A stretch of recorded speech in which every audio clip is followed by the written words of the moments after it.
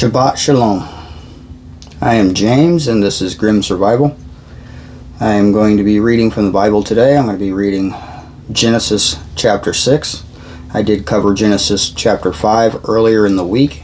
I don't believe that one day a week is enough. It's definitely not enough for me. I feel convicted to read it as much as possible, and I have been doing so on my own. But I'm also reading it here. These videos are meant for myself personally and for my children to be replayed, especially for the younger one, if in any case I can't. It's just easier to replay a video of me reading it and to pay attention to what they're doing and pause it when they get distracted to get them back on track and things like that. So that was the main reason for this.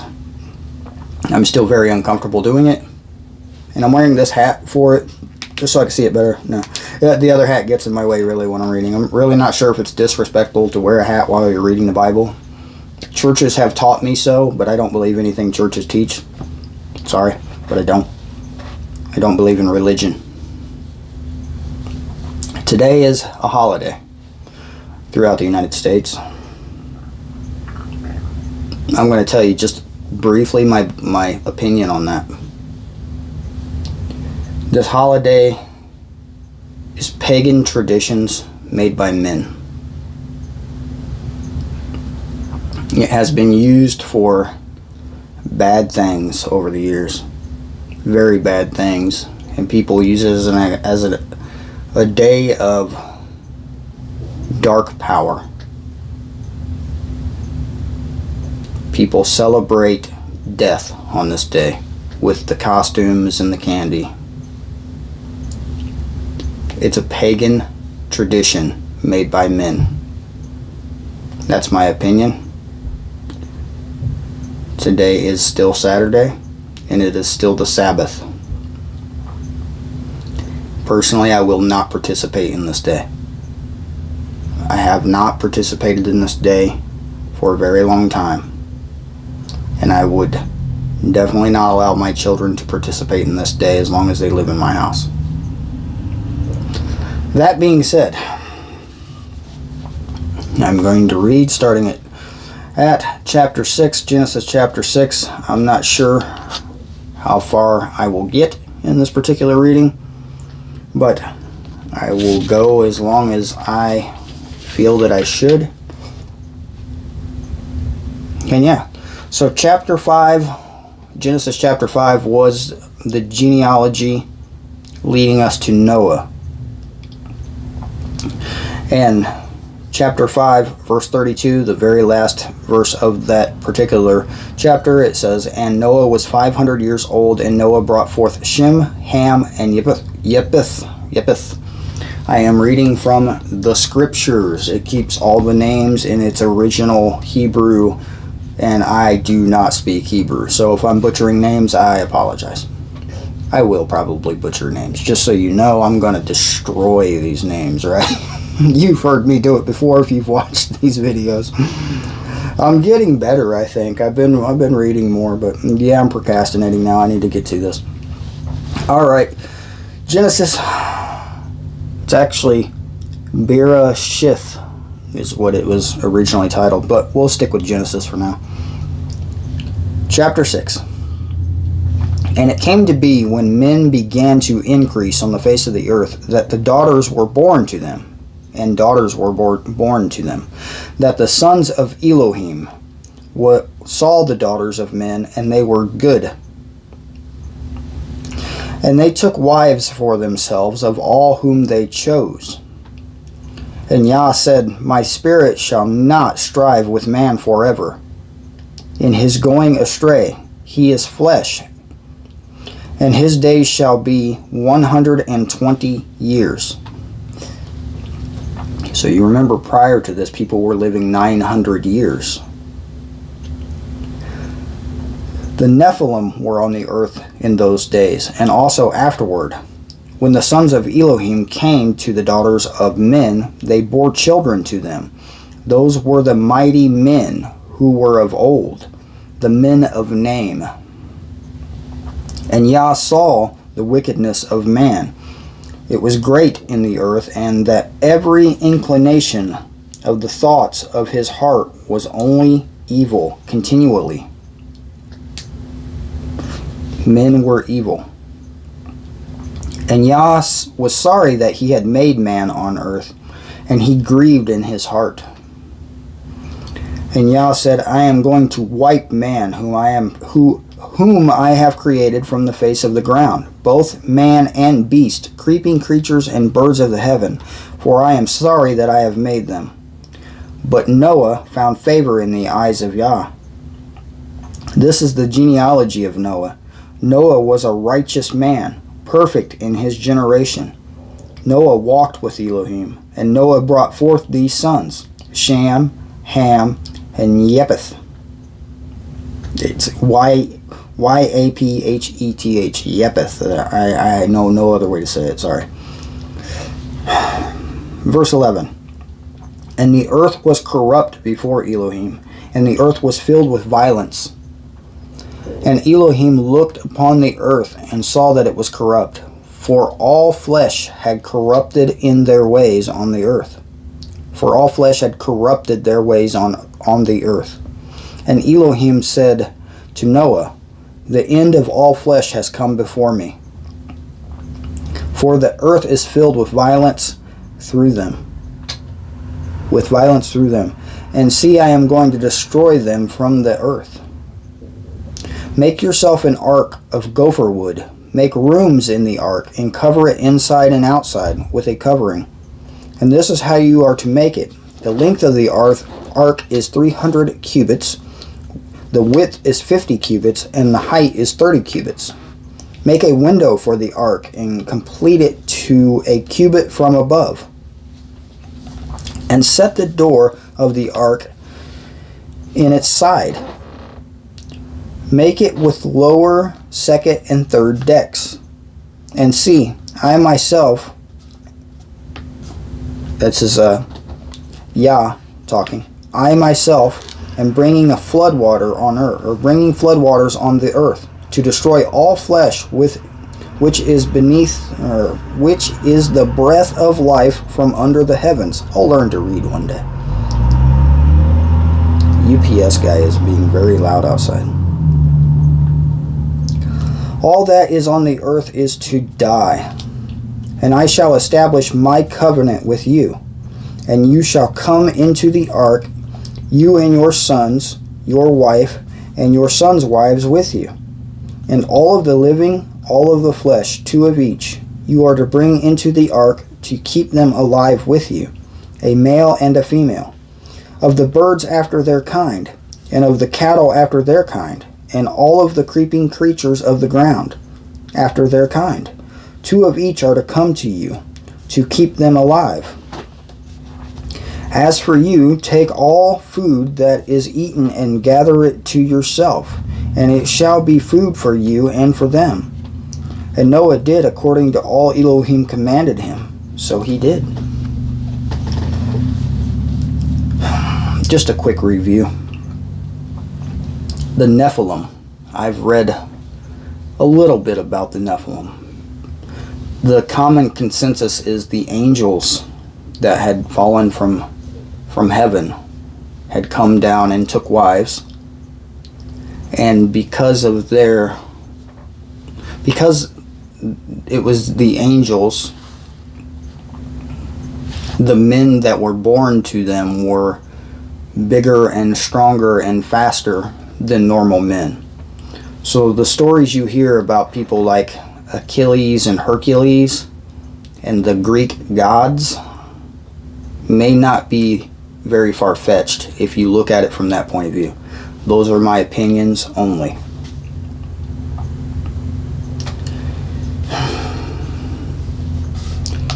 In 6:18, and I shall establish my covenant with you. The Father has established many covenants throughout this book. I believe a total of 7, if I am not mistaken. I actually have notes on this somewhere. A total of, I believe, 7 covenants, 7 major covenants. The covenant with Noah, or Abraham first, then with Noah, then with Moses, and so on and so forth. So Noah was found righteous and perfect in his generation. Noah walked with Elohim. We remember from the previous chapter, chapter 5, Enoch, I believe it was his name, also walked with Elohim, and he never died. That the Father just took him, is what it says. Took him where, it didn't say, but we assume heaven, right? All right, enough reflection. Let's move on. Genesis chapter 7. And Yah said to Noah, "Come into the ark, you and all of your household, because I have seen that you are righteous before me in this generation. Of all the clean beasts take with you 7 pairs, a male and his female, and of the beasts that are unclean 2, a male and his female. And of the birds of the heavens 7 pairs, male and female, to keep offspring alive on the face of all the earth. For after 7 more days I am sending the rain on the earth, 40 days and 40 nights, and shall wipe from the face of the earth all that stand that I created." And Noah did according to all that Yah commanded him. Now Noah was 600 years old when the floodwaters were on the earth. And Noah and his sons and his wives and his sons' wives went into the ark because of the waters of the flood.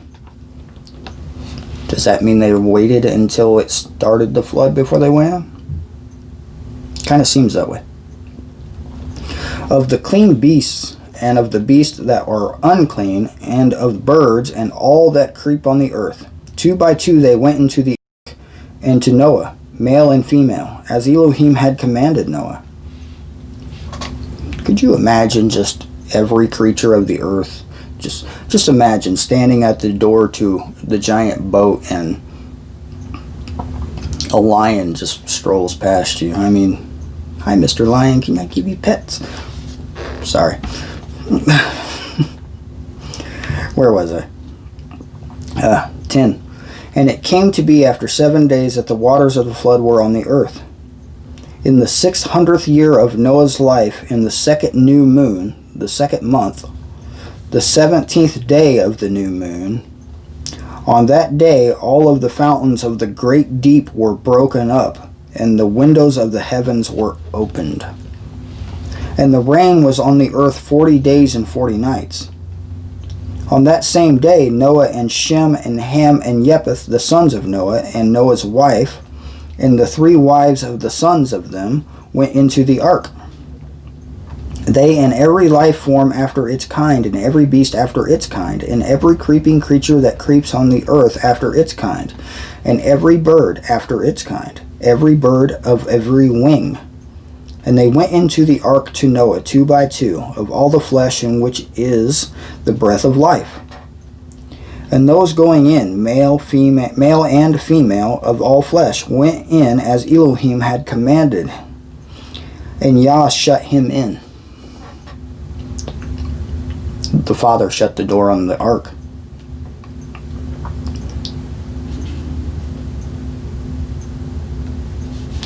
And the flood was on the earth 40 days, and the waters increased and lifted up the ark. And it rose high above the earth, and the waters were mighty and greatly increased on the earth. And the ark moved about on the surface of the waters. And the waters were exceedingly mighty on the earth, and all the high mountains under all the heavens were covered. The waters became mighty, 15 cubits upward, and the mountains were covered.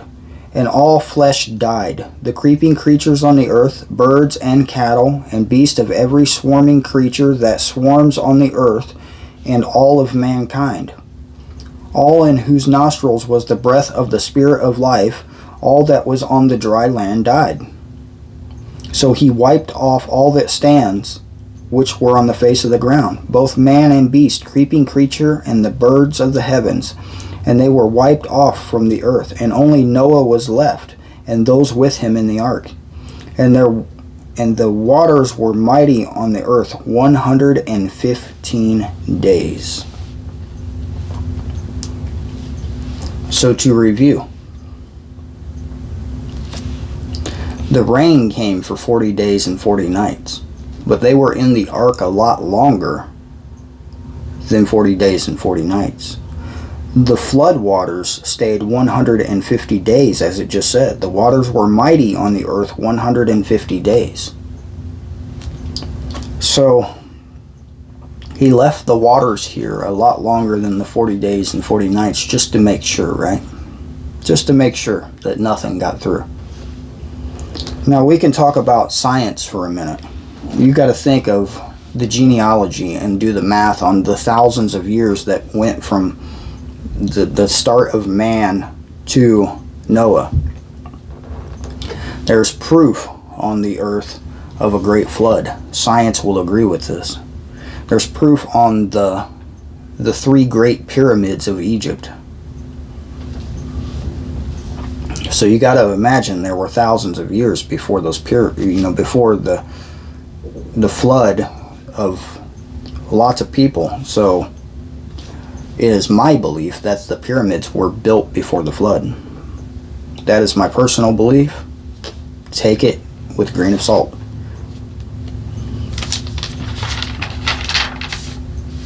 I'm going to continue with 8. If you're reading out of the scriptures, this is page 7. And Elohim remembered Noah, and all the beasts and all the cattle that were with him in the ark. And Elohim made a wind to pass over the earth, and the waters subsided.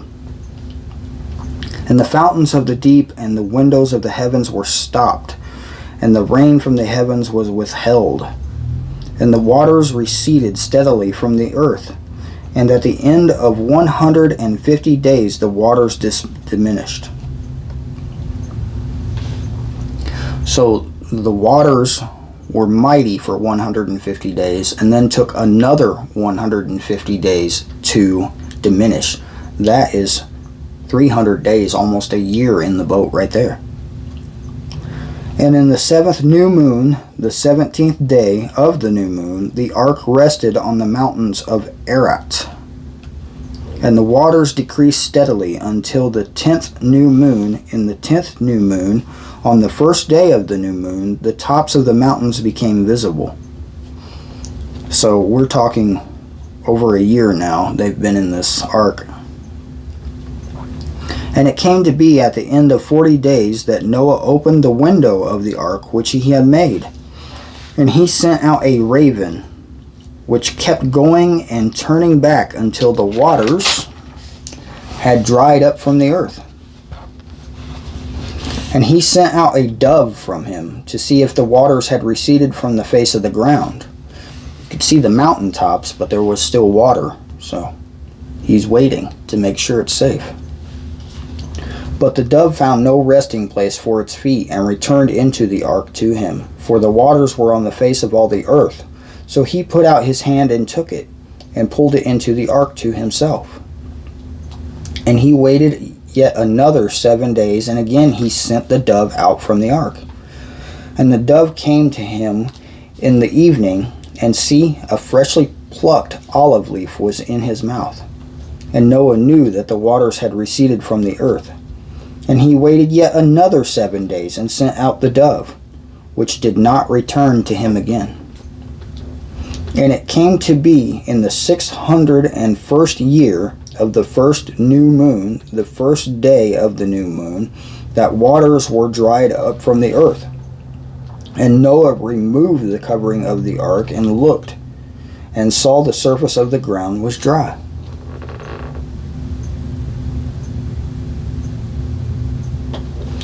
And the second new moon, on the 27th day of the new moon, the earth was dry. And Elohim spoke to Noah, saying, Go out of the ark, you and your wife and your sons' wives with you. Bring out with you every life form and all flesh that is with you, the birds of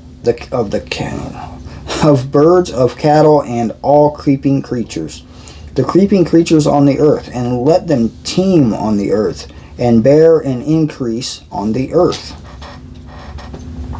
So Noah went out and and his sons and his wife and his sons' wives with him, every beast, every creeping creature, and every bird, whatever creeps on the earth, according to their kind.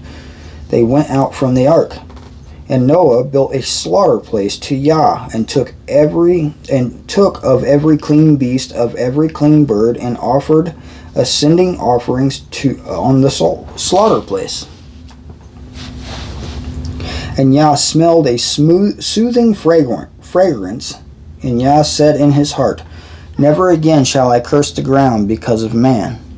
Although the inclination of man's heart is evil from his youth, and never again strike all living creatures as I have done. As long as the earth remains, seed time and harvest, and cold and heat, and summer and winter, and day and night shall not cease.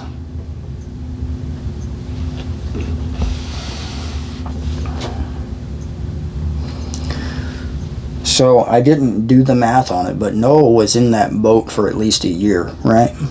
At least.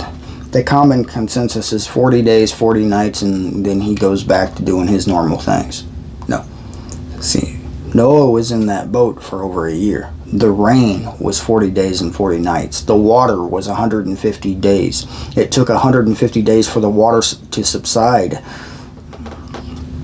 And then he waited more months just to, until the dove didn't come back. Several more months, right? So, right. Okay. We're leaving off at Genesis 8, and we will start back at Genesis 9. I hope to do this twice a week. I'm going to try to do it again in the middle of the week. I am reading from the scriptures. I suggest you follow along. You can get the scriptures on Bible.com. You can read it there for free. Or you can go to the Institute for Scripture Research, which is a South African company, and purchase one of these for yourself. I've also found them on eBay. I believe you can find them on Amazon, but personally I would support the company that did this. They did good work. This is not a good day for Christians, this particular holiday. It is the worship of death. Death was defeated by our Savior and Messiah. He took the keys away. He has the key to life and death. Yeshua, commonly known as Jesus, he has the keys to death. He has defeated it.